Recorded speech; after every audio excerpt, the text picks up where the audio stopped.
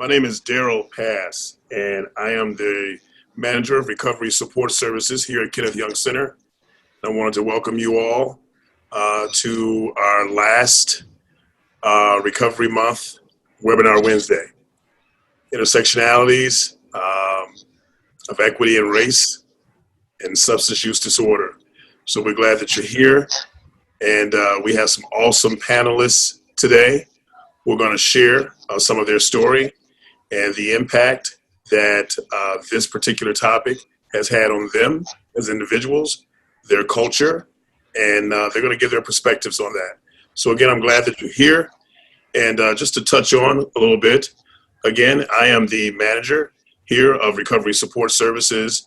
And what that means is that I am immersed in recovery, not just from substance use disorder, which is, that's number one, but just to wrap around resources for individuals who have just been depleted in life, whether it's we take care of homelessness, education, jobs. We have a plethora of services that we offer here at Kenneth Young. And I personally am a person who is in long-term recovery. So this particular panel, this perspective is something that's near and dear to me. And just very appreciative to have the folks here who, again, will be able to bring the message and hopefully to encourage and embrace some folks in a better understanding. And just so you know, we are advocates for change here. We're not activists. So, you know, we want to make that clear as we move forward and, again, share our experience, strength, and hope. We do have a Q&A section here. We have a chat box to encourage you to feel free to engage in discussion with these individuals, ask questions, and we will get to them as we're able. So we have on our panel, we have Krupa Patel, we have Fran Quesea, and we have Angel Salas. Francis, did I pronounce your last name correctly? I want to make sure. It's Quesea. Quesea. Sorry about that, but I just wanted to make sure. Glad to have you here. And we're having a little technical difficulty, so we have two folks who are having a little issue getting on, but hopefully they'll catch up and we'll be able to allow them to share their perspective as well. We're going to kick it off, and we're going to start this off with Krupa Patel, who works here at Kenneth Young Center. She's a colleague of mine, and she's just an awesome individual. She always gives a great perspective. She is the project associate for our media team. She does phenomenal work there.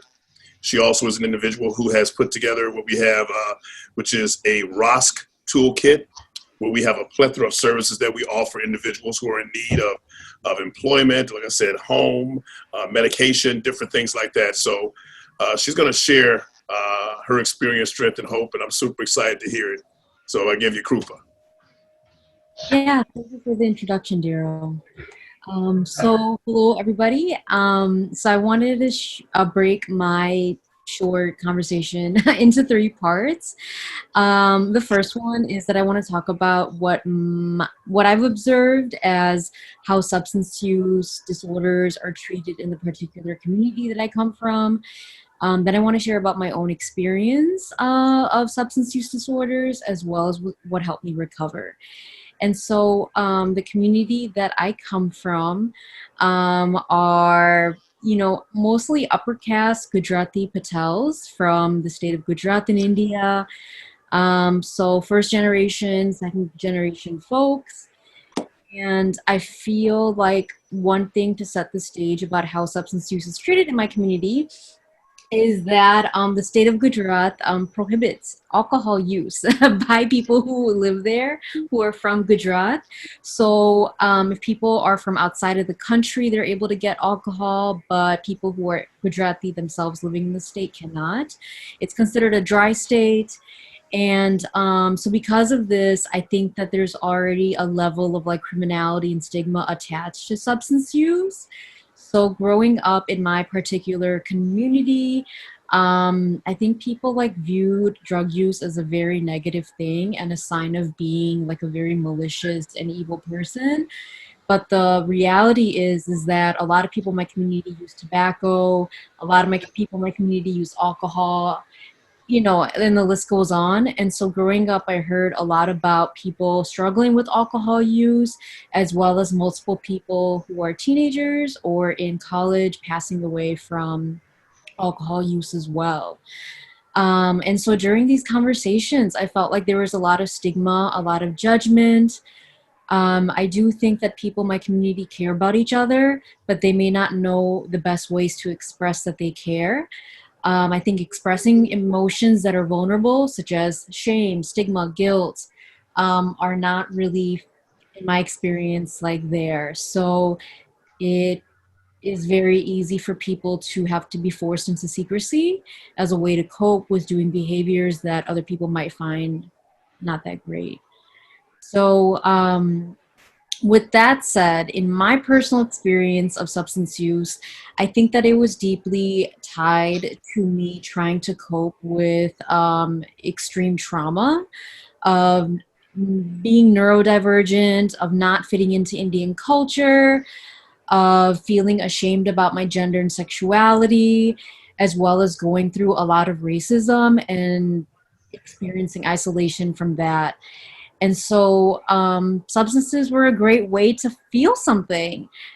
And I think that for me, it was very easy for me to be undercover about it. But the times that my family would catch me, they didn't seem to really understand the severity. They would tell me that I'm a bad person, but they wouldn't know what to do. So I feel like my parents often did not have the skills of helping me with my mental health or my substance use. And in fact, when I would like say different ideas about what I thought about the world, my parents would accuse me of being on drugs. So any type of like thinking outside of the norm would be met with, are you on drugs? Because there's no way you could have these ideas if you weren't on something. And so I just feel like I was really like shamed for being different and for being a different person. And I wasn't even using substances when I would have cool ideas. So yes, so these are things that like drove me to use substances, and I think that I was able to go under the cover really easily because I was really good at school and substance use didn't affect my grades. I was still able to pass as a decent athlete and a great student. um, and I don't think that like people look at Indians and generalize and be like, oh, Indian people drink a lot or do a lot of drugs. I think those stereotypes are reserved for other folks. We have our own stereotypes that we deal with. So I think those are the reasons why people didn't really, I wasn't caught by people. There was no identification that Krupa needed help. So when it did come to my recovery, what helped me was truthfully my friends having multiple conversations with me throughout the years, being like, I think that you have issues, you need to go see a therapist. And my friends didn't always know how to use non-stigmatizing language, but it was really my friends who let me know that I needed help. I didn't have anybody in my family to speak to about substance use until I was actually in my 30s. Or until I began my 30s. So it was a lot of secrecy because nobody really knew how to talk about this stuff. And I didn't access formal treatment or rehab. I really just saw a therapist. And I eventually realized that a lot of the tools that I had been using to manage my substance use over the years were tools that were already found in Smart Recovery. So this includes things like understanding cost-benefit analysis or understanding faulty logic that I might be operating with, such as, oh, I need to go, smoke weed or do something else in order to feel okay because I'm triggered.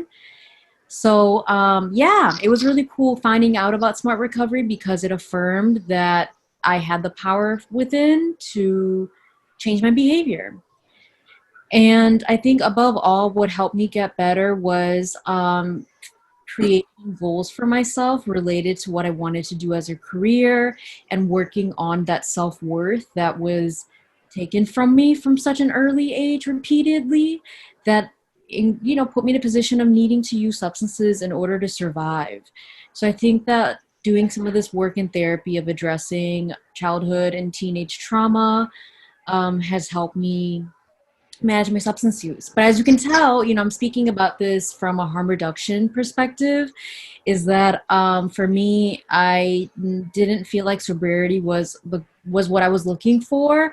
More so, I wanted to understand how can I have more intentional and deliberate use of substances in ways that don't harm me or get in the way of other things in my life that I care about.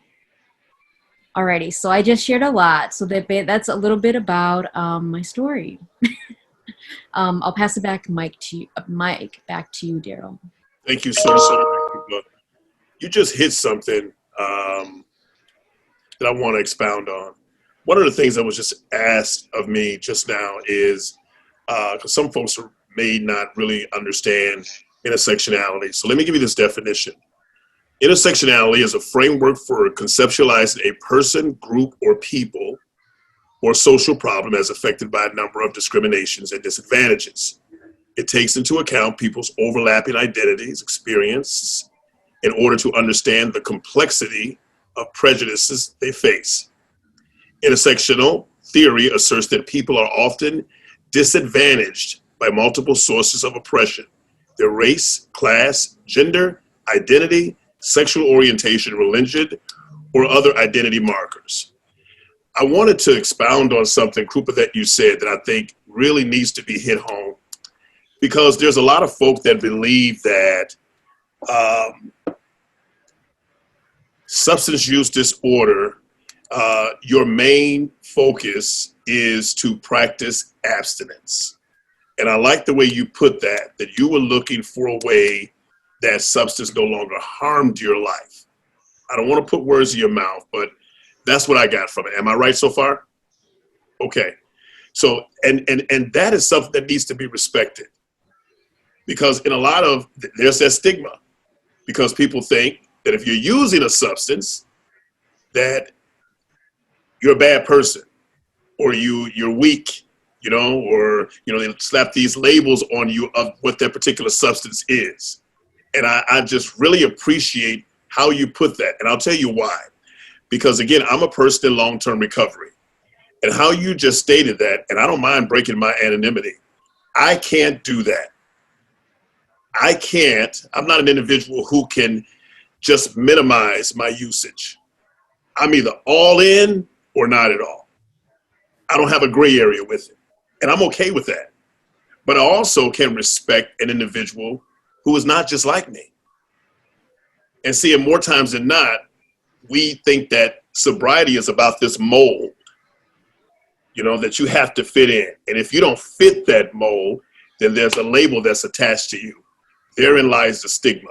So from where I sit, Krupa, as an individual who's in long-term recovery, you just gave me another nugget, because you added to that reduction in stigma and increased my knowledge. And what you said about smart recovery is spot on. I'm an individual that has a 12-step foundation. But when I got introduced to smart recovery, and when I went through that literature and I went to the big event you and I were at that weekend that they had, my mind was completely blown and open, because I also understand that it's a choice.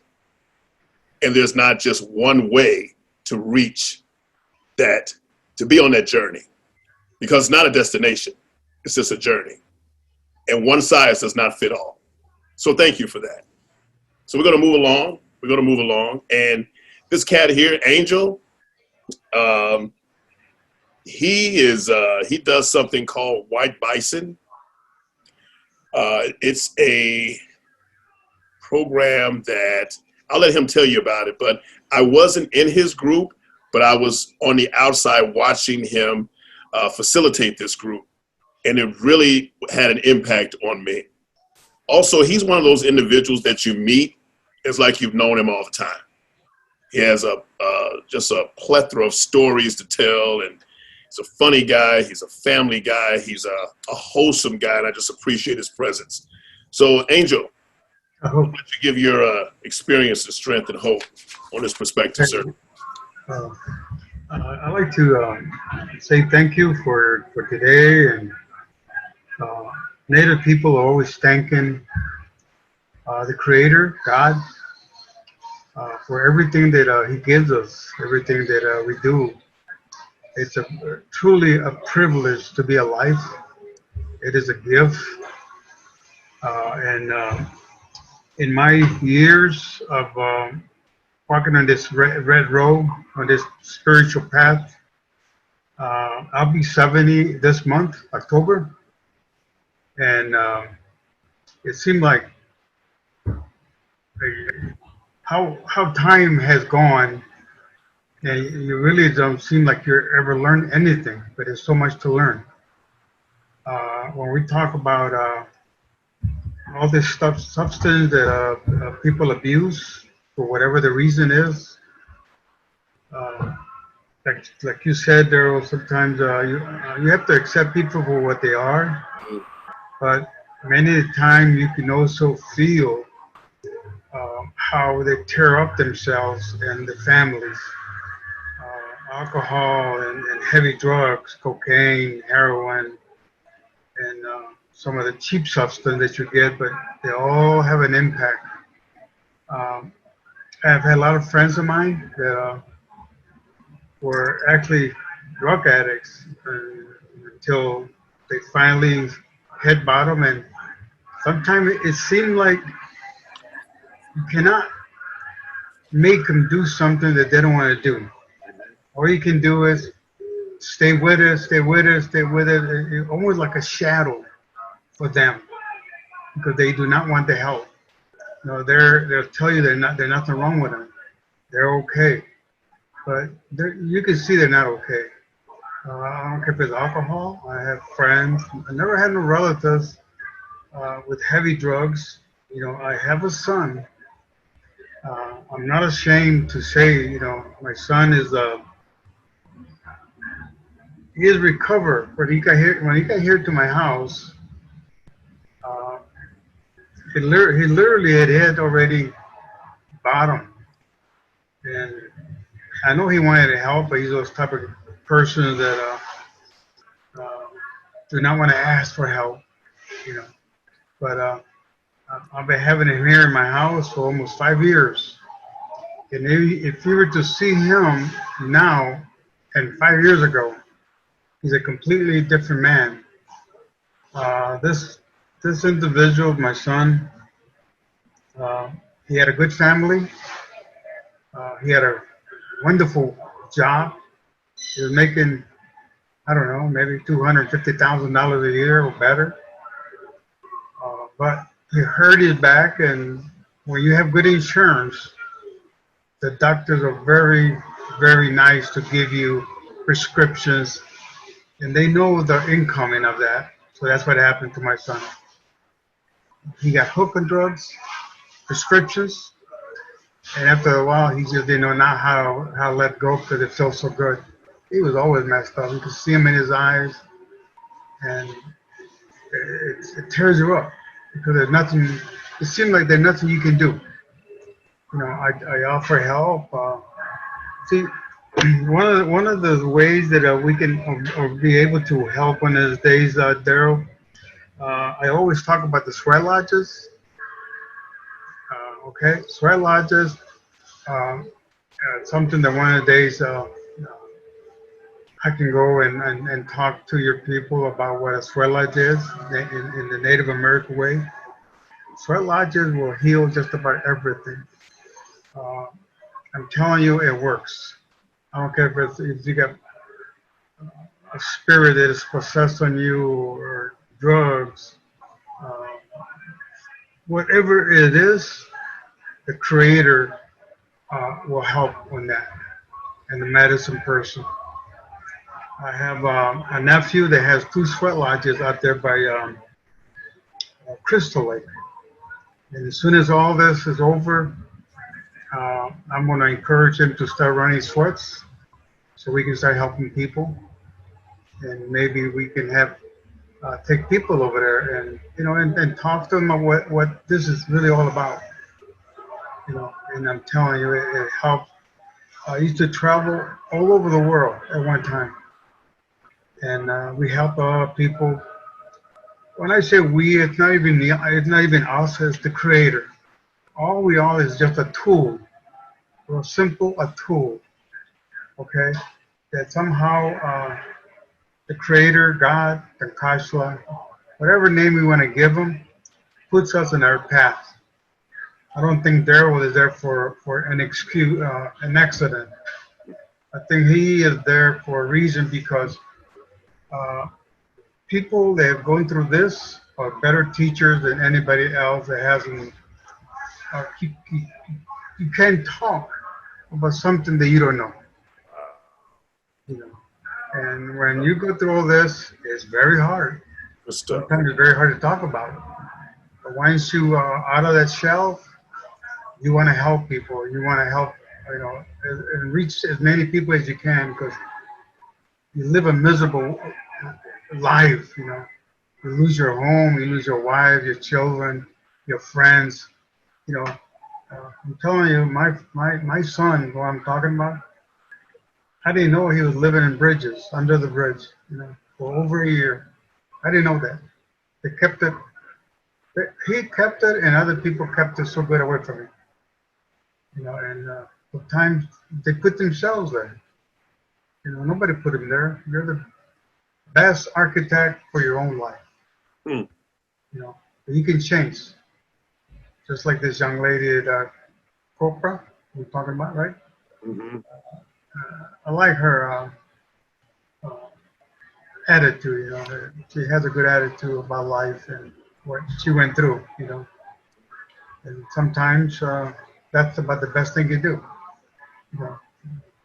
Heal and walk out of there. And start up brand new. And try to let all that negative stuff out because it will consume you. Yes. It will consume you. But anyway, whatever you want me to talk a little bit on, I'd be more glad. I just wanted you to speak on white bison. White bison, okay. And how the substances has affected your culture. There's no such thing in our vocabulary and in any native. Drugs, we call it medicine. The thing is, people abuse it. But in our society, in every reservation that you go through, there's a lot of drugs. Heavy. As a matter of fact, Native people, we have the highest rate of death for young people. Young people, when I'm talking about young people, it's under 18 years old. Wow. They're the highest in the nation. And my wife one time, she did a research on that, and she almost had a heart attack. What goes on. And really, nobody cares. We're like in the third world. Nobody cares. It's alcohol heavy. For example, in South Dakota, there's no alcohol. It's a dry state. But you come to Nebraska, sometimes it's just across the street, and you can buy alcohol. And they take it right back to the other side of the street. So there's always somebody providing that alcohol or drugs. It's a lot of crack in the reservations. A lot of gang members, because they come to Chicago or big cities, LA or somewhere, and they go back and they start their own little gang club. So we're infested with a lot of drug problems. A lot of young women that disappear also from the reservation.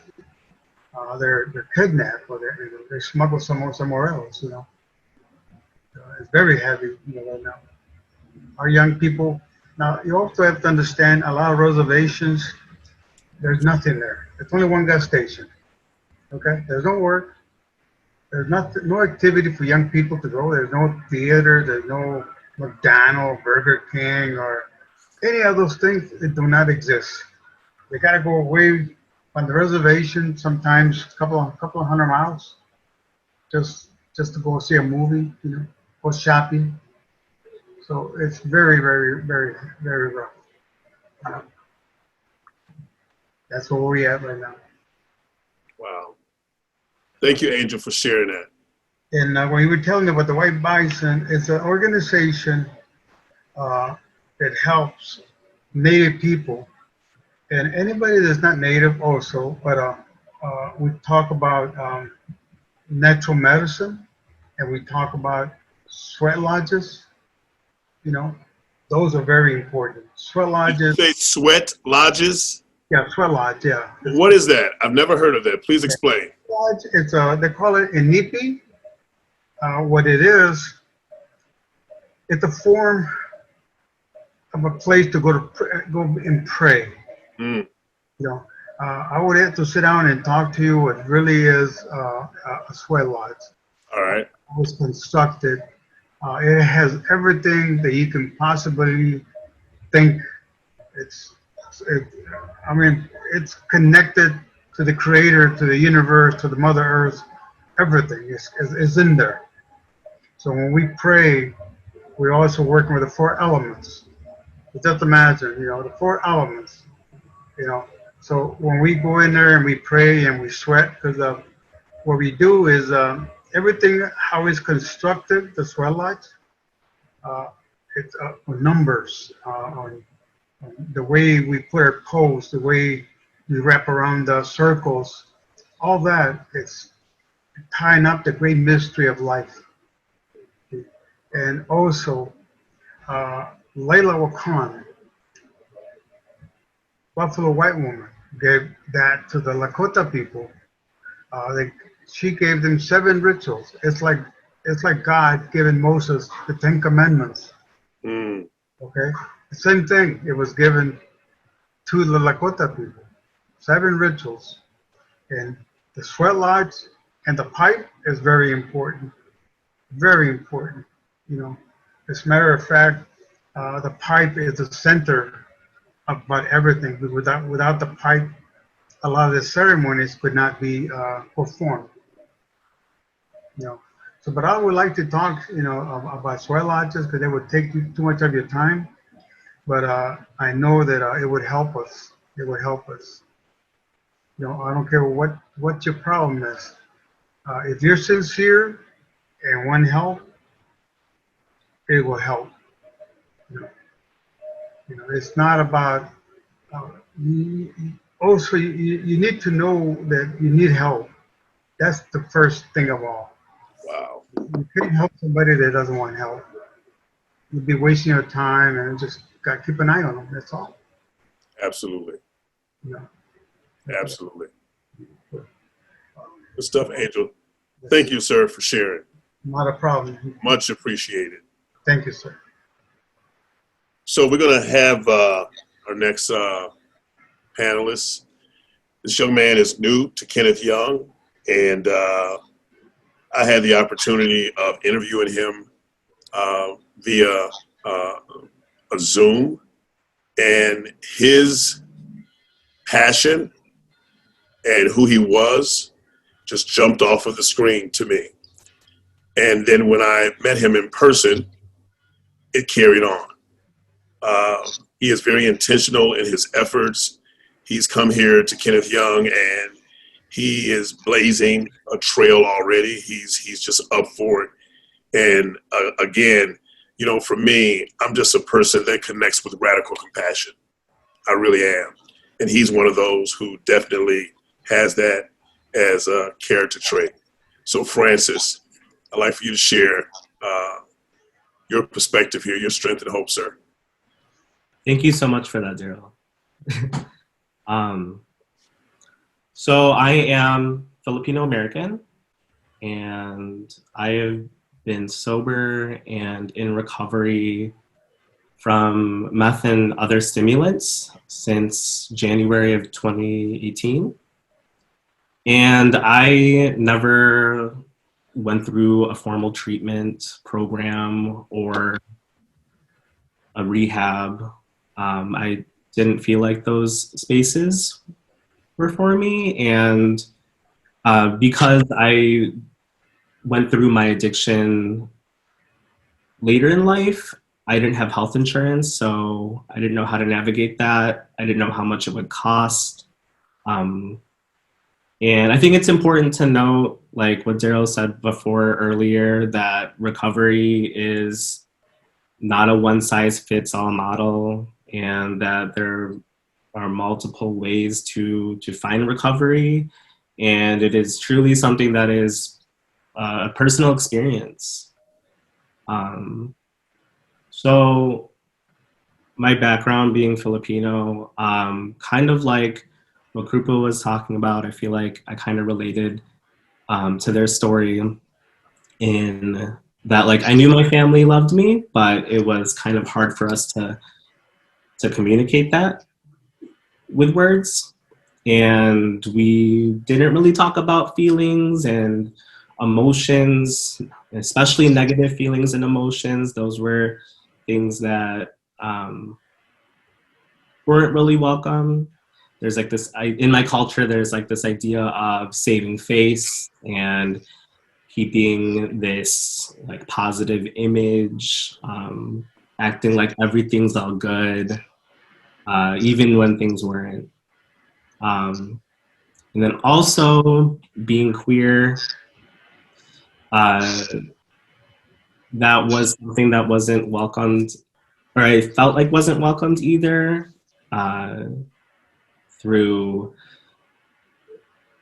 you know, homophobic comments that were said around me, not directed to me, but said around me, and kind of made me feel like showing that part about myself wasn't going to happen, and kind of felt like it wasn't going to happen for a while. So, and it's like, how do I also, because with the communication part of it, like, how do I talk about this with someone in my family?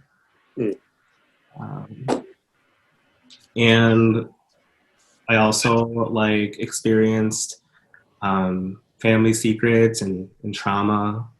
Those were also things that were a part of my life. And I feel like that was a big part of me using. And like looking ahead to, I feel like the trauma piece was a bit, like healing from that trauma was like a big part in my recovery too. But yeah, back to using, like, it was something that I definitely like hid from my family and friends. And in my culture, people who use substances are viewed as criminals. These people are treated really poorly back in the provinces. So yeah, I felt like it was even more of a reason for me to hide my substance use. And going back to that, keeping that positive image, like I still wanted to do that, and I still wanted to like make people happy. So yeah, I had to hide being gay. I had to hide my substance use. I was basically living this lie.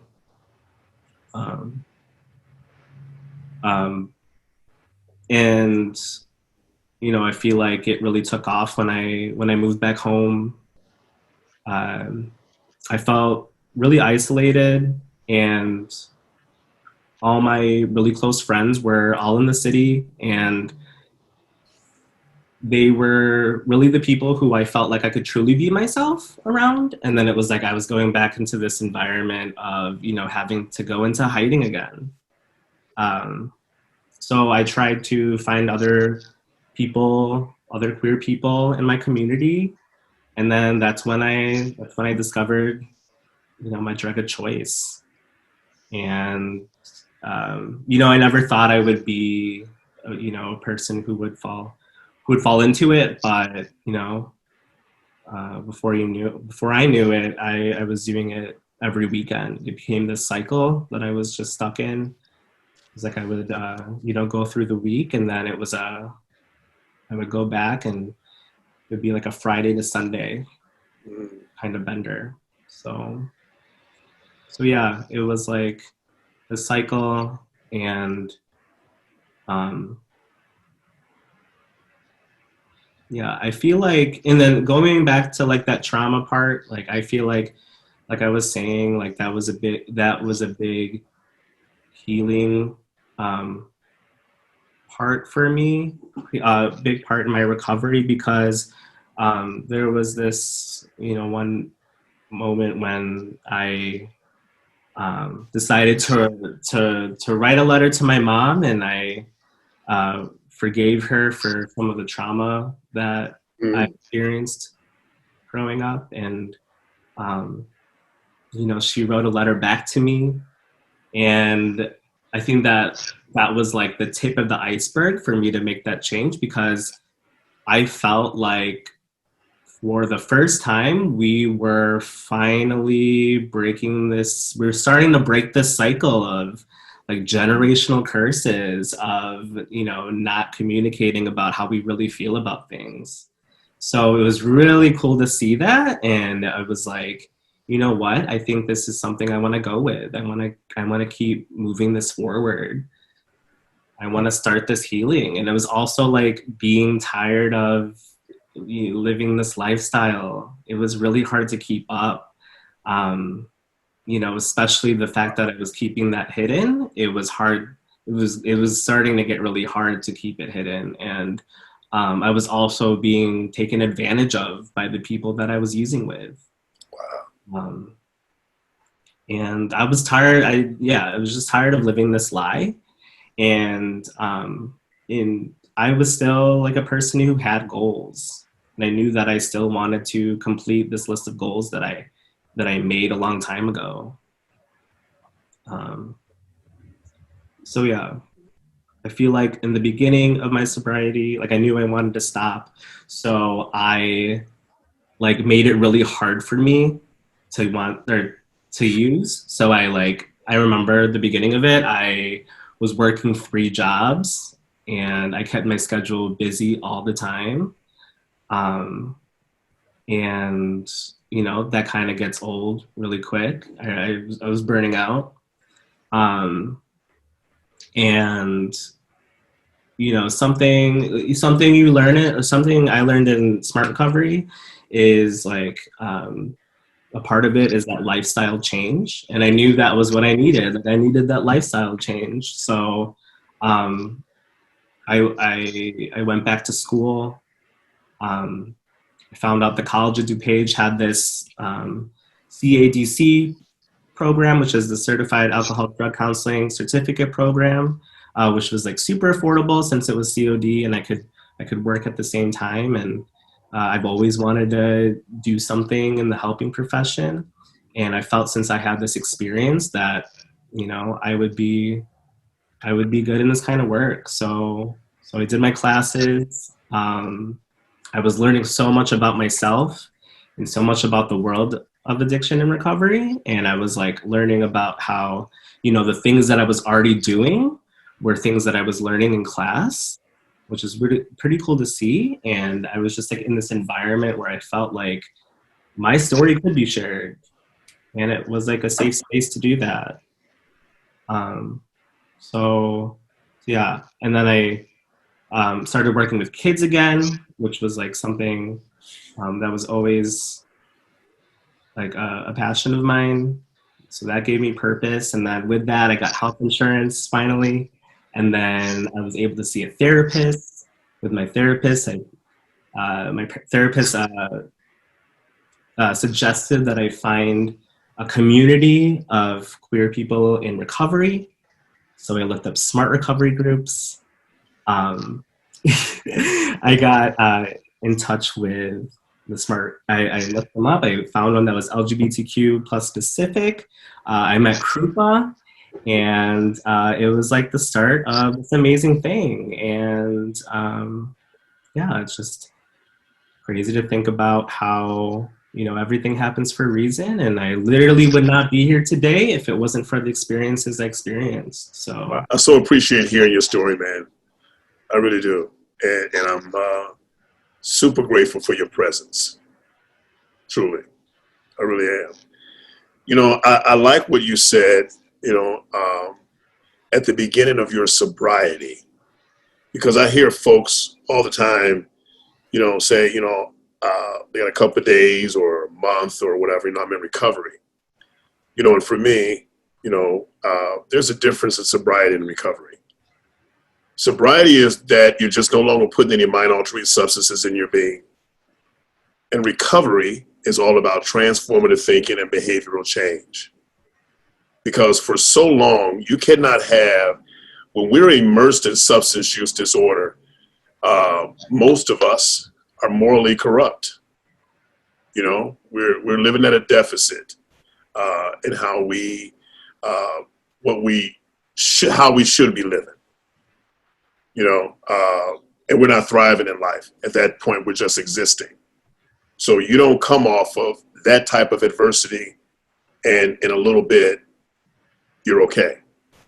It takes time for those behaviors to change, for those things to get into place. And sometimes they don't, because recovery is a better way of living. It is, you know, and recovery is it's just everything. It's smart, it's intellectual, it's loving, it's caring, it's considerate, it's doing esteemable things. You know, you're not looking for anything in return. Recovery is it's a better way of living.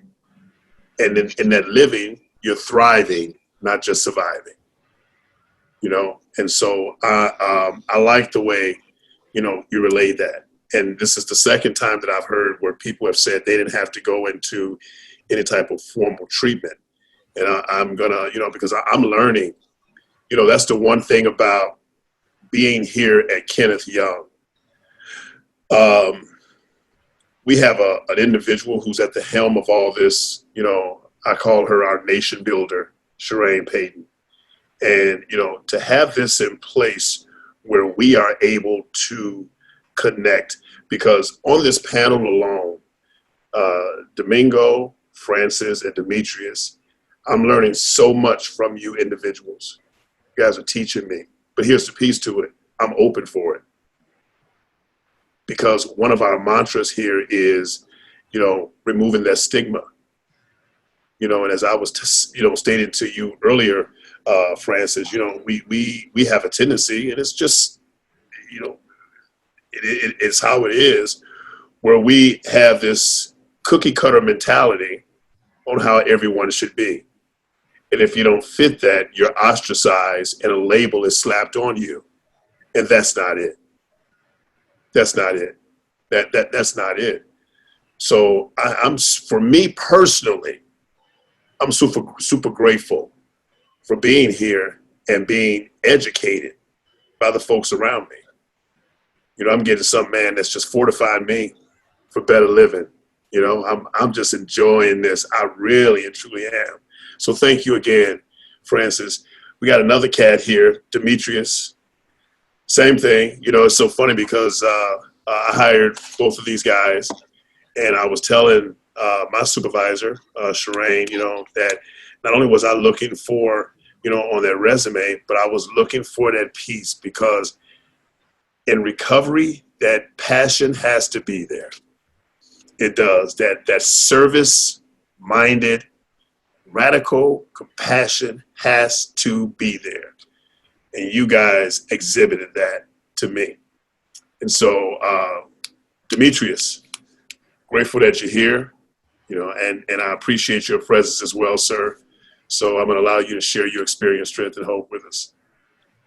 Yeah, thank you so much, Daryl, for hiring me, and just for giving me this platform to share my story. For me, my substance of choice was alcohol. And we, in my family, alcoholism runs deep. My grandma had it, her mother had it. I have a lot of cousins who struggle with it. So it was only a matter of time before it got me, or I was a fool to think that it wouldn't touch me. But I really dove deep into my alcoholism after my grandmother passed away, because I didn't know how to deal with it. I didn't have anybody I could really talk to that understood me and her's relationship like that, because we were very close. And it was kind of like one day she said, "I'm sick," and it just felt like a snap of a finger, she was gone. So I didn't really have time to like process that. Even though I was helping take care of her, it was kind of like in the back of my head, I was thinking, she's gonna get better. Like, I'm not really taking this seriously because she's gonna get better. Like, she could beat this. And it didn't really happen like that. Share your story.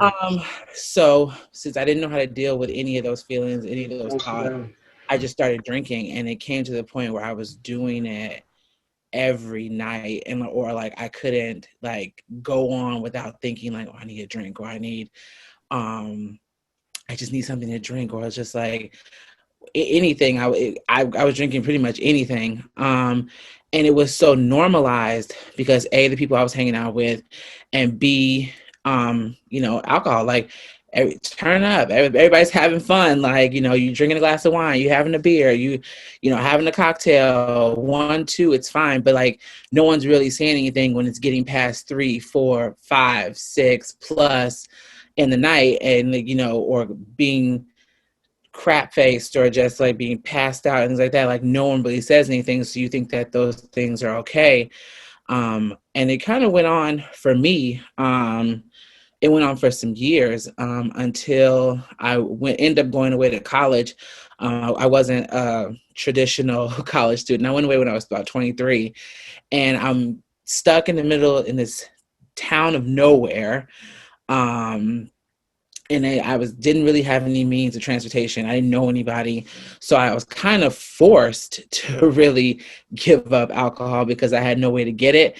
I didn't know where I would get it. So I had to like really just sit in that and just be like, how like, and had really have a conversation with myself.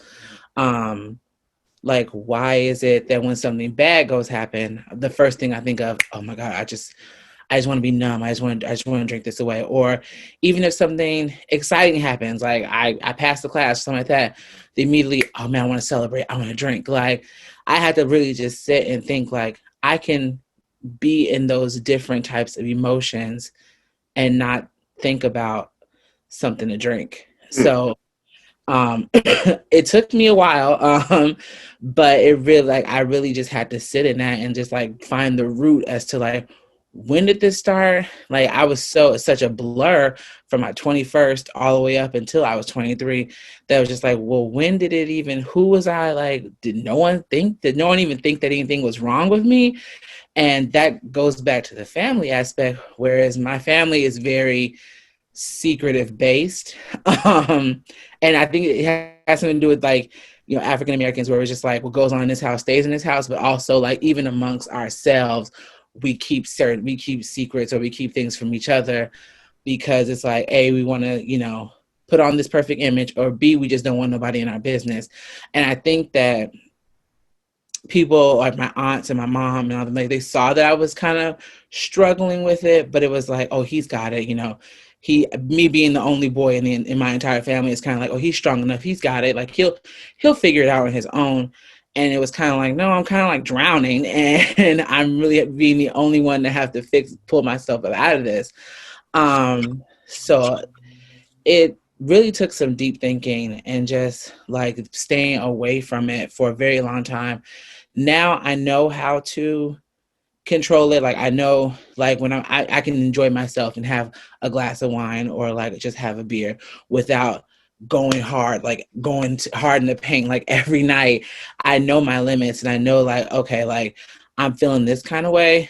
Let me just stay away for tonight. Like, let me just like do my own thing. Let me find like something else, or to suffice those feelings, because I know the way I'm feeling, or if I'm depressed, or if I'm just not feeling right, I know it can easily turn into something different, like just drinking and drinking and drinking just to feel that. So I'm in not a constant struggle, but I know I have to always just self-check before I even participate in, even if it's having just a glass of wine. I just want to self-check myself, like, okay, how am I feeling? Like, okay, just a normal day. Okay, a glass of wine is fine. Maybe 2, that's enough. But it's really a lot of, excuse me, it's really a lot of self-checking and just a lot of thinking about the emotions tied to it, because for a while it was just like, it's just me in this bottle. Like, I don't have anybody else I can talk to. No one else is really going to understand what I'm going through. No one is going to get it. And I've really felt alone. And I was also struggling with my sexuality. So that's another tier to the cake. that was intertwining all that. 'Cause it's like, I want to express who I am, but then my family is very homophobic. They've come a long way, but they've still got a long way to go.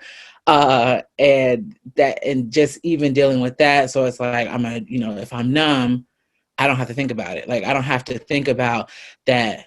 I hear my aunts make jokes about gay people or lesbians or things like that, or just making fun of people who are non-binary, who don't identify with either, or like, and the ignorance that they can say sometimes. Like, if I'm just numb to it, I don't even have to deal with it, because that's just an argument I don't even want to get into, because then it's kind of like, well, why are you getting sensitive? Like, why are you defending them? Like, are you gay? Or like, do you like have gay friends and stuff like that? Like, it was a lot. So that was also intertwined with me hiding that, with the drinking, and just like staying not present. If I'm not present, I don't have to deal with it. So that's really where I was for a long time. And I think now, as at 31, I've found a balance where I can have a good time and participate without going off the deep end. Good stuff, Demetrius. Yeah. Thank you for that.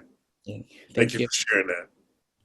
Allowing yourself to be vulnerable and authentic on this group. I appreciate that. Good stuff. So this next cat,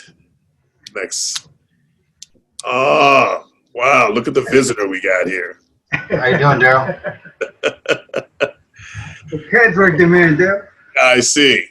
So I'm going to get to you in a second, sir. But got an individual here, Domingo, who Domingo has such a in-depth perspective on life that it's just interesting at times. They are very, let me change that, they are very transparent, authentic, intentional in their expression, and teaching me as well. We had a very lengthy conversation today and a couple prior, and I'm learning so much. We're learning from each other, really. We really, really are. And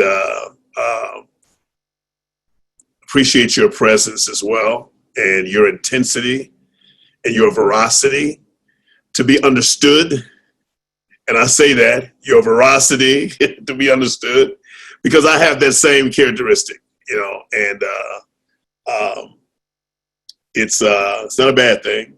It's a good thing. So I'm grateful to have you on this panel to share your perspective. So there you go, Domingo.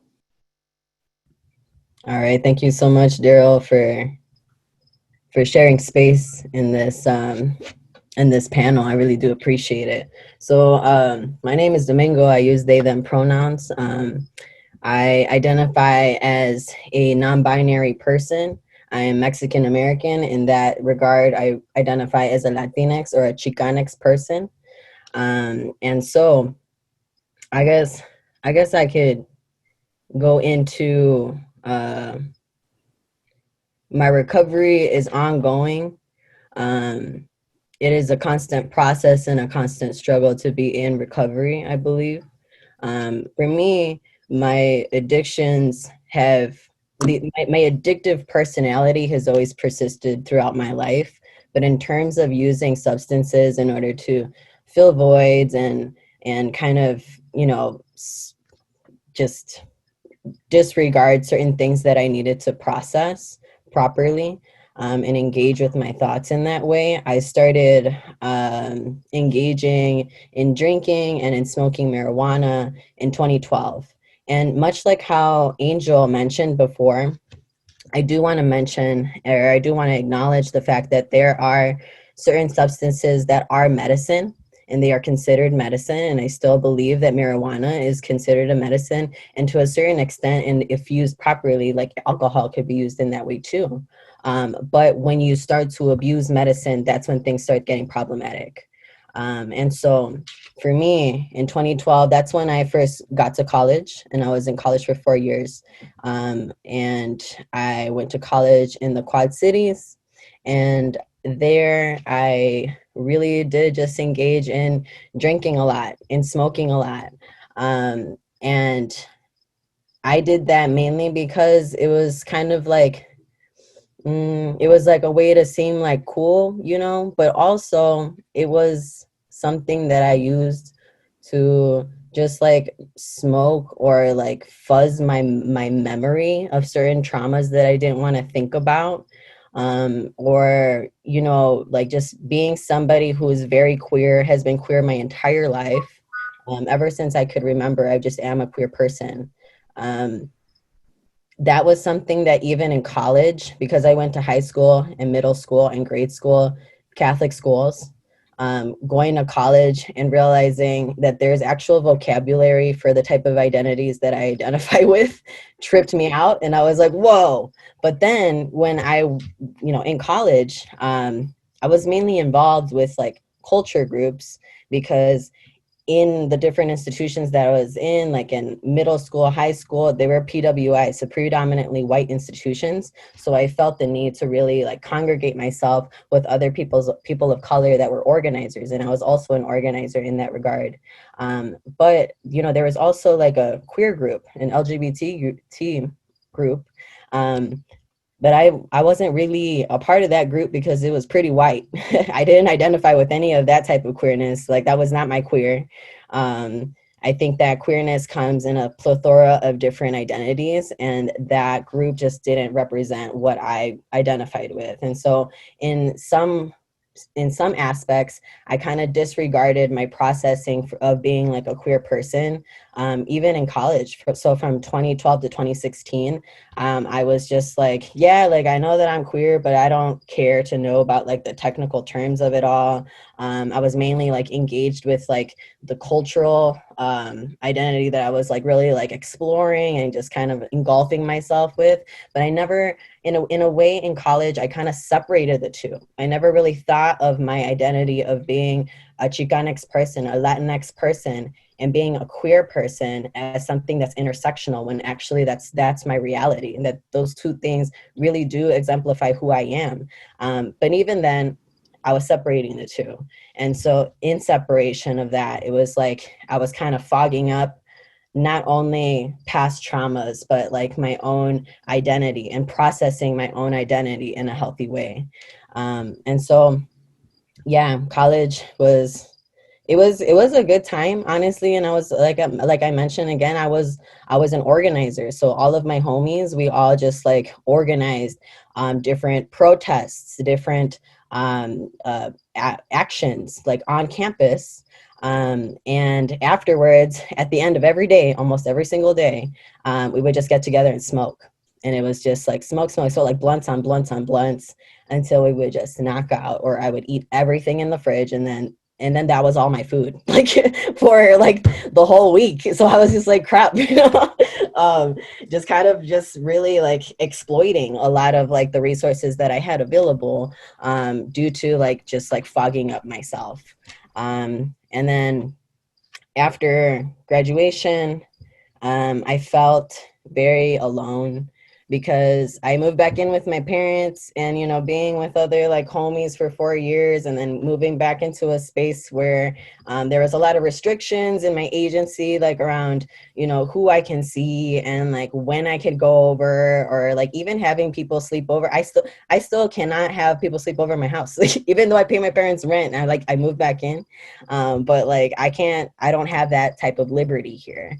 And so in addition to that, post-graduation from college, I was really digging deep into my queer identity and realizing the intersectionalities between my ethnicity and my queerness, and kind of realizing, oh, wait, yeah, they do mesh.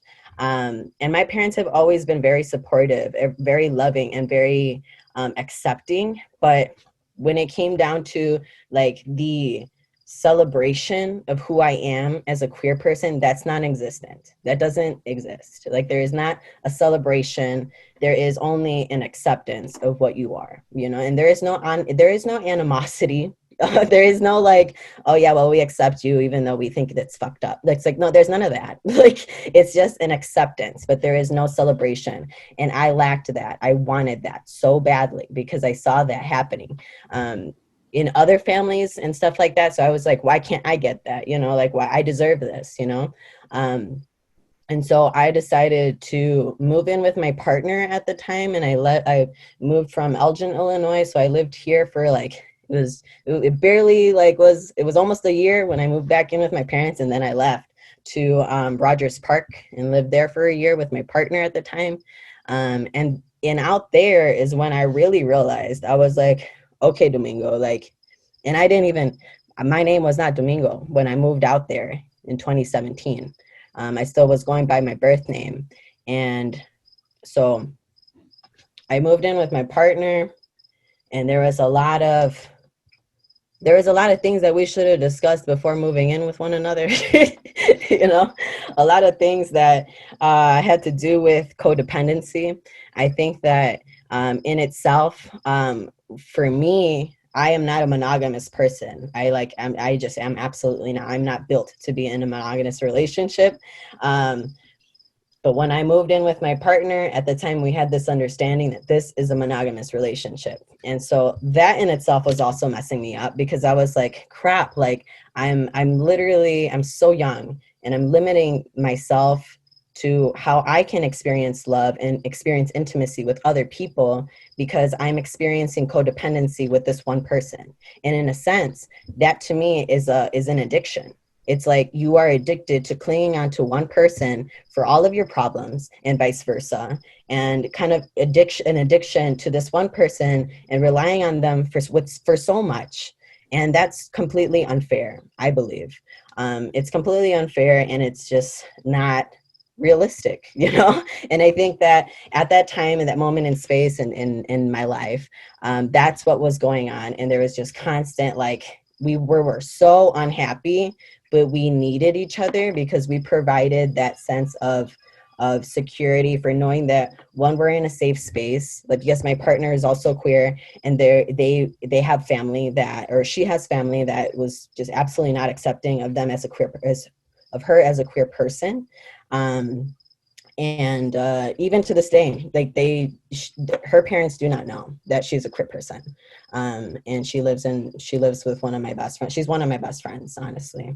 But during that time in our lives, we were going through a breakup, and this was while I was feeling like, oh my gosh, like I'm not built for monogamy, even though I love you so much. You're a monogamous person, and I'm not. There's that stark difference.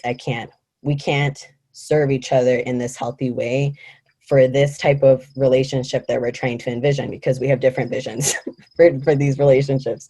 And so while I was going through this breakup that was honestly constantly on and off, because we kept going back and forth, especially because we lived with each other. We signed a lease for a whole year. So it was just like that in itself was like, whoa, confliction, you know?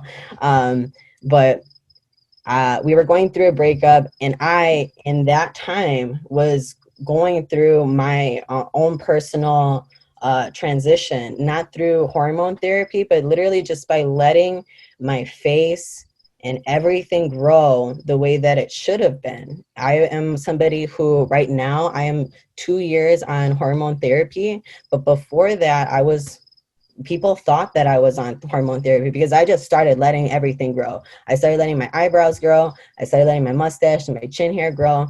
And people thought that I was on hormone therapy. But reality is I wasn't. I was just was like, you know what? I want to see what I look like had I not butchered my face so much my entire life. And honestly, I think about this all the time. I think about how maybe I wouldn't need hormone therapy. I wouldn't need hormone therapy to achieve what I knew was always there had I not butchered, plucked, waxed, and shaved my face for since I was 6 years old, you know? So all the patchiness that was going on, I feel like it was due to that, you know? I probably could have achieved this look if I would just left myself alone, but obviously I was like trying to confine myself to societal standards of what a woman looks like. And so I did that for the majority of my life. And so when I was going through that breakup, when I was starting to let my face grow, I also shaved my head. And that in itself was like a huge indicator that things are not okay, because I love my hair. I think that my hair kind of shows my fluidity in so many different ways in my life. Like I've had long hair, I've had perms, I've had like different curls and waves. I've had different, I know how to do like different like headband braids and whatnot with like long hair.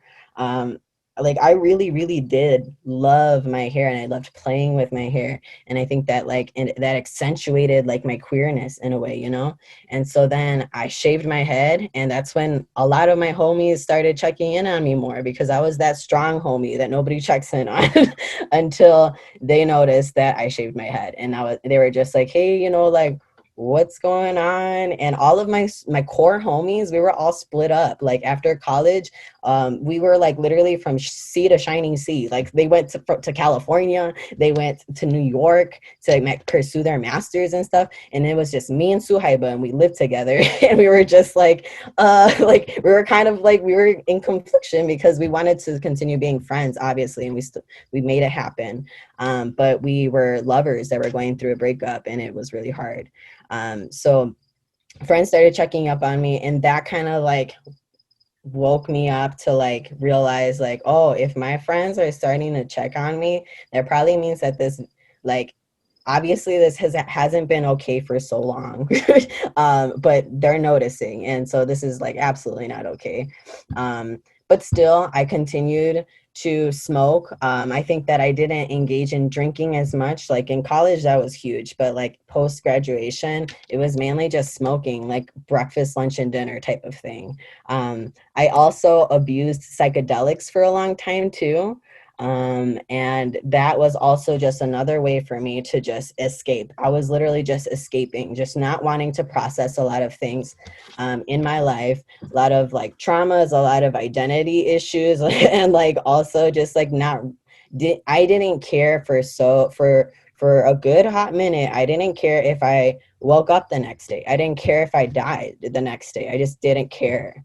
I just was kind of floating, and I didn't have like a whole lot of passion for anything. Like I was mentioning to Fran earlier, how like post-grad really fucked me up, because that's when Canva and like all these like instant design templates started becoming a thing. It already existed, but like after I graduated, that became that just like blew up. And that's what I went to school for. I went to school for graphic design, and I'm still in debt.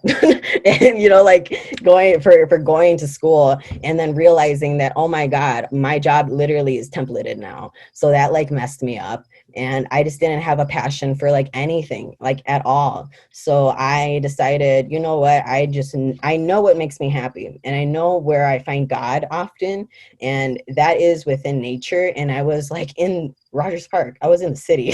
So I was just like, crap, where am I supposed to what am I supposed to do? So I started working in garden centers, and that is like where I started like learning about how to like raise butterflies and whatnot. And that's actually a huge passion of mine, is like learning how to raise butterflies. And through them, I found like how I personally see myself in those little creatures, is like they're transforming often, you know, like they're just transforming the whole time. And I was going through like my own transition at the same time. So that was a huge healing agent, kind of finding my passion through that one little hobby. They literally like changed my life, like just doing that. But then also joining like finding community in people who were in sweat lodges. So I engaged in an EP. I followed the Red Road, and I really, really miss going into sweat lodges, because that's the way that I pray. I do find prayer pretty accessible anywhere that I am outside in nature.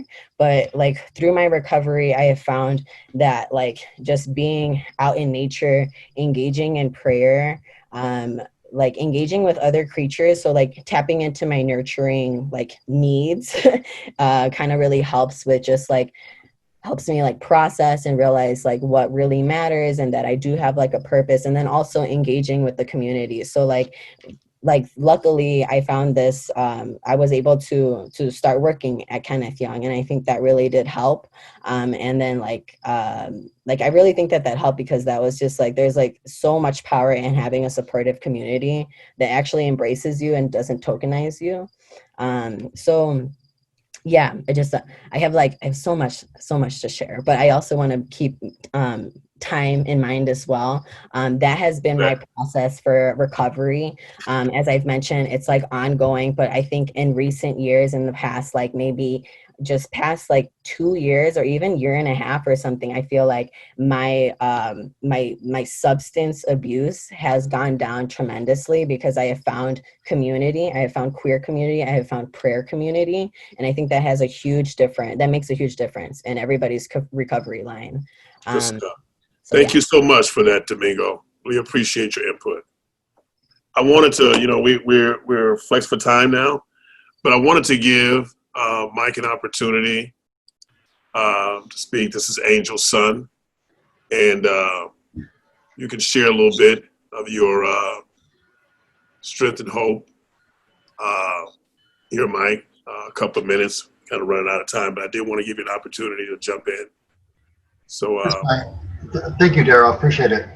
My name is Mike. I am Chief Angel's son, and it's a little late to get into the thick of things, but just before I went into rehab for the first time, I was abusing pills and cocaine. And one thing about pills, people that abuse pills are very secretive, because they can access them, but only they know exactly what's what. So that was my thing, and also because I had a professional job that drug tested and this and that. So any drug that a doctor would write me, I'd take, basically. So, and cocaine. So I was a functional addict for many years. But a couple of years before I ended up in rehab for the first time, I had a very profound dream, and it was, I probably remember 3 dreams in my entire life because they were that important. This is one of them. So this was just before I went into rehab, and if you could imagine some nice street with big trees, nice wide streets, and a nice big Victorian home. And I was on the top floor of the home. And in my dream, I was of course high, and I looked out the windows on the top floor, and every window I looked at, there was someone in my family or a good friend, like, come on, get out, like the house is on fire. And, as an addict, we're so good at hiding things, at just going to extremes. So I didn't think anything of it. So I just went from the top floor to the second floor. And again, the house is on fire, is burning. People are yelling, the house is burning. And I'd look out the windows, I'd see my dad, I'd see my mom, my kids. And, normal people that are thinking correctly, they would have just walked out the front door, and that was it. The fire department would be there. But as addicts, no. So I went down a whole other level, and I went into the basement of this house as it burned, and I can hear all my loved ones outside. And the moral of the story is, there's really no depth or any low that you won't go to. It's just, when you have love, when you have this, when you have that, you don't care when you're out there using. It doesn't matter. You could have, I had everything I wanted and then some. And it still wasn't enough, because I was constantly chasing it. I was constantly, doing this, doing that. Addictive personalities. And it's so destructive. How I'm not dead, I have no idea. By the grace of God. But I mean, I and that's just the drug part. I've had medical issues. I had a brain aneurysm and a couple other things. And again, I'm still here. So I'm here for a reason. And I got April 17th, 2011 will be how long I have clean on cocaine. Other things, it's like they just have been slowly phased out of my life, because I don't want them anymore, and I don't even have the desire with certain things. It's just no, you know. I smoke cigarettes, coffee, but I've just been blessed because a lot of other people haven't. You know, I just simply don't have the desire to, you know, to drink or to get into those types of behaviors anymore. You know, things are going good, and it's like, you know, Daryl. I used to work with Daryl years back. You know, in the early, I'm sorry, the late '90s, and you know, when I saw him, if I was the person I was 10 years ago, I would have been like, oh my God, you know, how's this guy not dead? And now the mindset that we have now, it's like, you know what? I'm glad he made it. I'm glad he's here because, you know, just like me, he was functional. He had a professional job and he had to keep up appearances. Mm-hmm. And with addicts and people that use, this is what happens. We're very good at hiding things, whether it be out of shame or just because we're secretive by nature. I'm a Scorpio. My dad's a Scorpio. So it's like we're secretive by nature, but you throw some drugs into the mix, what do you think is going to happen? You know, something's going to happen. And, you know, there was a lot of things that led me down this path in life. And sure, you know, some things hurt more than others, but I don't think I'd change, you know, most experiences. I probably would have spent some time with some people that, you know, were still on earth at that time. You know, maybe a few more days with them, whatever that, you know, that's what would have made me happy. But, you know, even in the big book, I think it's either 62 or 64 in the big book. They talk about the #1 fastest route to screwing up again is regrets. That's the thing that will check you out the quickest. You'll start losing. Yeah. So, but next time I hope I get invited, and I'll definitely share a little bit more, but that's the condensed version. But thank you very much for having me tonight. Thank you, Daryl. Absolutely. Grateful for your presence, Mike. And we had an event that we attended, Kenneth Young, at Trickster Saturday. And this is when I ran into Mike, and haven't seen him in years. And, you know, it's so funny because I'm listening to all of you folks, and the collective piece here is, you know, what I've gathered is that we've all had a why, have a why. We all have had some level of trauma, and that could be in a plethora of ways.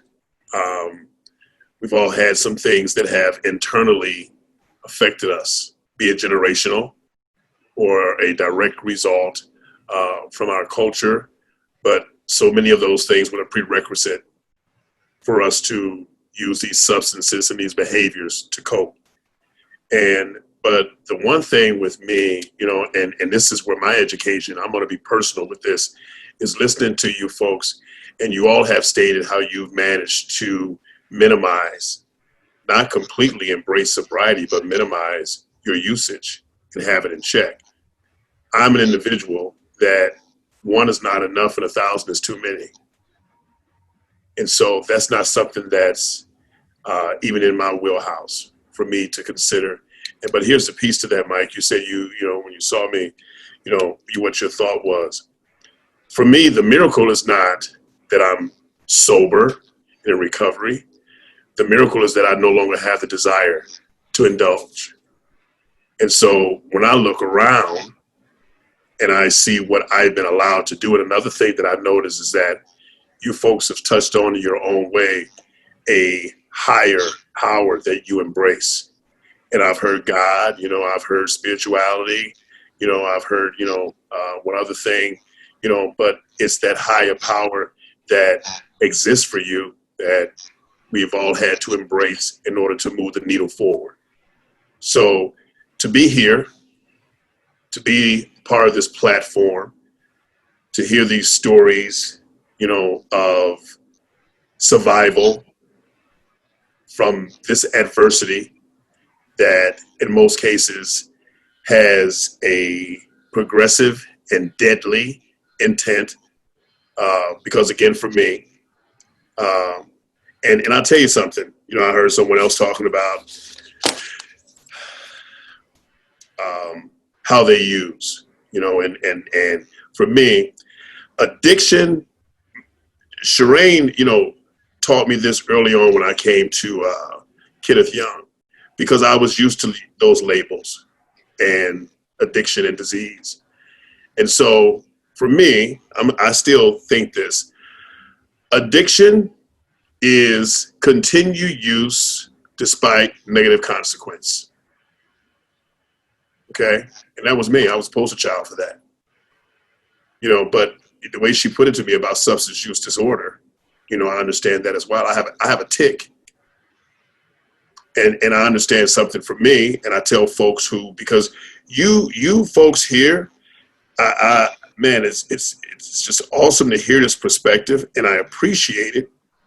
But there's many of us who can't say what you say, which is, if I want to have a drink, if I want to have a glass of wine, if I want to have a beer, you know, I'm cool. If I want to smoke a little bit, I'm okay. If I want to do this, you know, I'm good.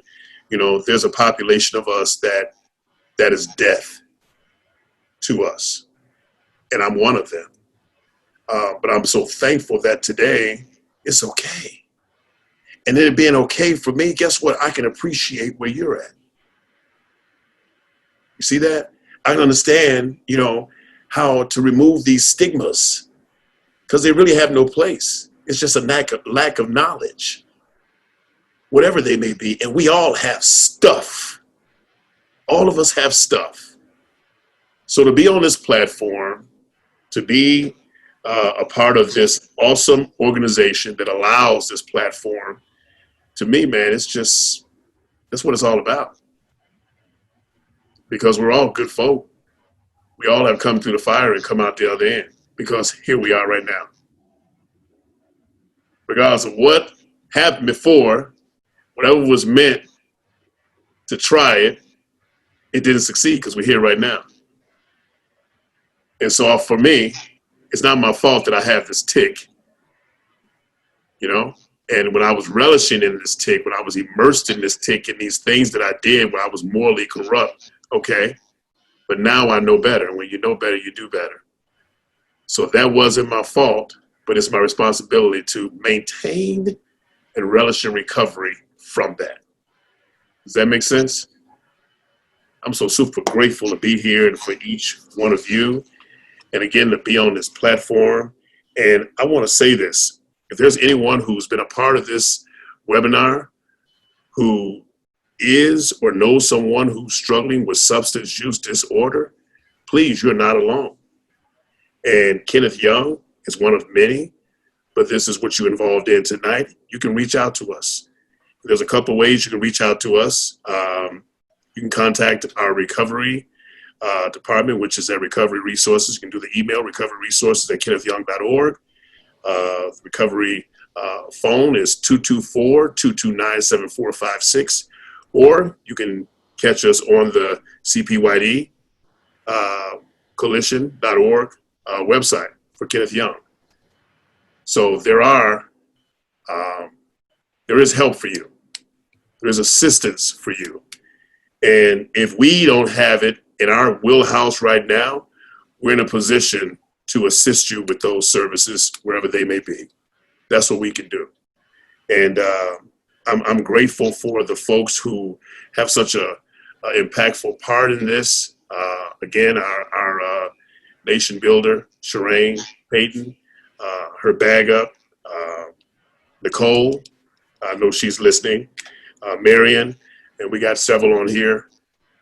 We're all part of this team, part of this awesome team that gets some stuff done. And so super appreciative of that. We got a couple of minutes, so I want to ask real quick, 1 minute, each one of you. Tell me what recovery is to you. We're going to start off with Krupa. What does recovery mean to you? I think recovery means change and growth to me. Good stuff. Francis, you're muted. Recovery is change in behavior. Good stuff, man. Demetrius. Recovery to me is being able to be around the vices and know that you're stronger than the urge. Good stuff. Good stuff. Domingo. Recovery to me is a radical act of care for yourself and for your community, the people that you're around. It's an immense form of love for yourself and for your community. And it requires an immense amount of vulnerability, which I believe is resilience. Good stuff. That's awesome. That's awesome. That's great. Mike. We're going to say recovery is being accountable through your actions. Mhm. Leave it at that. And I have one question that I'd like for you to answer real quick. It's in here twice from the same individual. That says, would you have found it helpful to have SMART meetings that were for people of color only? You're asking me? That's a question that's in the Q&A twice. So real quickly, got a couple of minutes. You guys could touch on that. Krupa?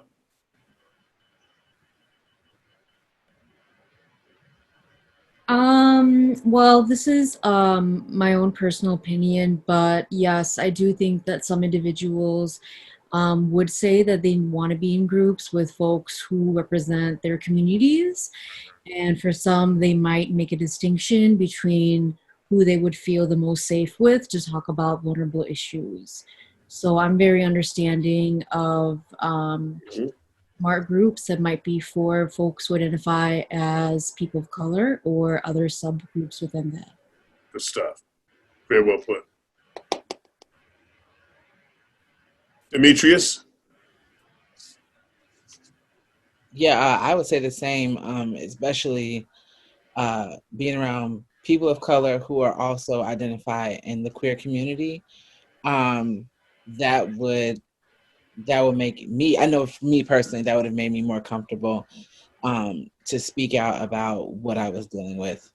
Yeah. That's good stuff. I'll tell you something. So I would agree with that as well, Krupa, you know, because I'm a firm believer you have to get in where you fit in. So this is all about, you know, being comfortable. And one of the things about recovery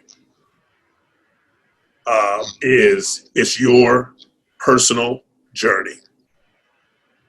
And so you have to make that up for yourself. And I'll tell you something, we have 3 SMART recovery pillars. We have the adult.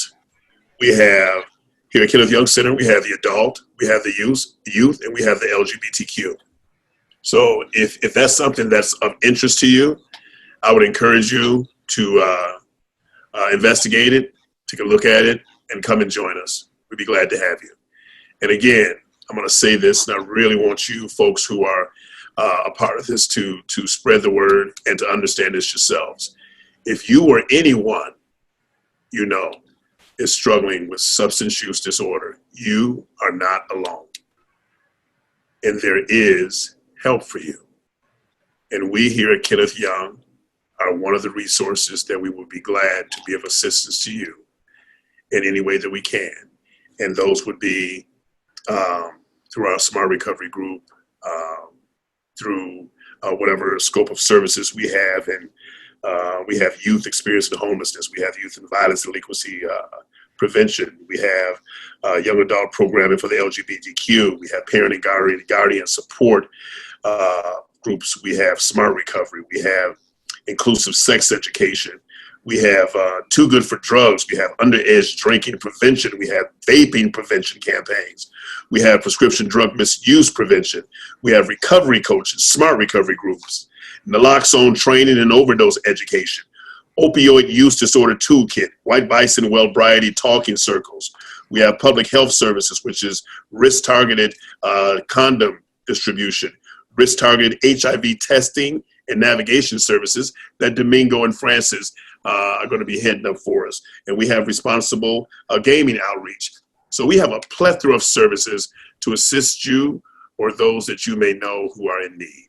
And again, you can reach us at Recovery Resources at kennethyoung.org. You can reach the Recovery Department at phone number is 224-229-7456. And you definitely can check us out on CPYD Coalition at .org. Okay, so grateful for each and every one of you who were on this panel with us tonight. We appreciate your presence. We appreciate you, Pete folks who were in attendance. Thank you for showing up for us. And you folks have a great night on purpose. Take care. See you next time.